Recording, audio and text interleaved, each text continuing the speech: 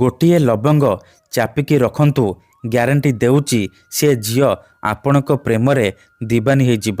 ହଁ ଫ୍ରେଣ୍ଡସ୍, ଯଦି ଆପଣ ଝିଅ ପଟେଇବାକୁ ଚାହୁଁଛନ୍ତି, ସୁନ୍ଦରୀ ବିବାହିତା ସ୍ତ୍ରୀକୁ ପଟେଇବାକୁ ଚାହୁଁଛନ୍ତି, ତେବେ ମୋ କଥା ମାନି ଗୋଟିଏ ଲବଙ୍ଗ ଚାପିକି ରଖନ୍ତୁ, ଗ୍ୟାରେଣ୍ଟି ଦେଉଛି ସେ ଝିଅ ଆପେ ଆପେ ପଟିଯିବ।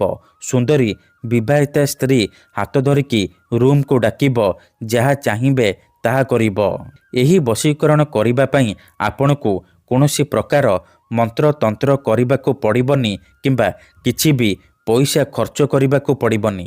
କେବଳ ଗୋଟିଏ ଲବଙ୍ଗ ଆଣିବେ, ତାପରେ ମୁଁ ଆପଣଙ୍କୁ କିଛି ପ୍ରୟୋଗ ବିଧି ଶିଖେଇବି। ଆପଣ ସେହି ପ୍ରୟୋଗ ବିଧିକୁ ଠିକ୍ ଭାବରେ କରିଦେବେ, ତାପରେ ଦେଖିବେ ଚମତ୍କାର। ଯେଉଁ ଝିଅ ପଟୁନଥିଲା ସେ ଝିଅ ନିଜେ ଆସି ଆପଣଙ୍କ ସହିତ କଥା ହେବ, ଆପଣଙ୍କୁ ଭଲ ପାଉଛି ବୋଲି କହିବ। ଯେଉଁ ବିବାହିତା ସ୍ତ୍ରୀ ବା ଭାଉଜ ଆପଣଙ୍କୁ ଭାव ଦେଉନଥିଲା, ସିଏ ରାତିଦିନ ଫୋନ୍ କରିବ, ଘରକୁ ଡାକିବ, ଯାହା ଚାହିଁବେ ତାହା କରିବ। ତେବେ ଏହି ବଶୀକରଣ ଆପଣ କିପରି କରିବେ, କେମିତି କରିବେ, ଗୋଟିଏ ଲବଙ୍ଗ ଆପଣ କିପରି ଚାପିକି ରଖିବେ, ମୁଁ ଆପଣଙ୍କୁ ଶିଖେଇବି। ଜାଣିବା ପାଇଁ ଭିଡ଼ିଓଟିକୁ ପୁରା ଧ୍ୟାନ ସହିତ ଶେଷ ପର୍ଯ୍ୟନ୍ତ ଦେଖନ୍ତୁ।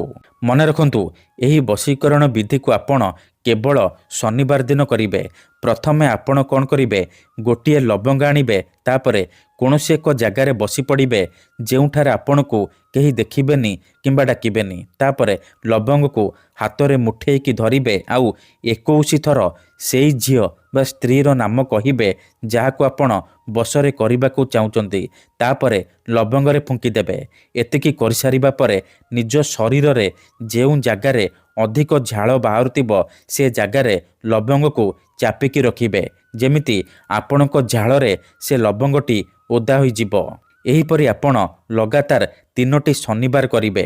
ଯେତେବେଳେ ଆପଣଙ୍କ ପାଖରେ 3ଟି ଲବଙ୍ଗ ହେଇଯିବ, ଆପଣ କ'ଣ କରିବେ, ସେ 3ଟି ଲବଙ୍ଗକୁ ଖରାରେ ଶୁଖେଇ ଦେବେ। ତାପରେ ତାକୁ ଚୁରିକି ଗୁଣ୍ଡ କରିନେବେ ଏବଂ ସେ ଲବଙ୍ଗର ଗୁଣ୍ଡକୁ ପାଣିରେ ହେଉ କିମ୍ବା କୌଣସି ଖାଦ୍ୟରେ ମିଶାଇକି ସେ ଝିଅ ବା ସ୍ତ୍ରୀକୁ ଖାଇବାକୁ ଦେଇଦେବେ।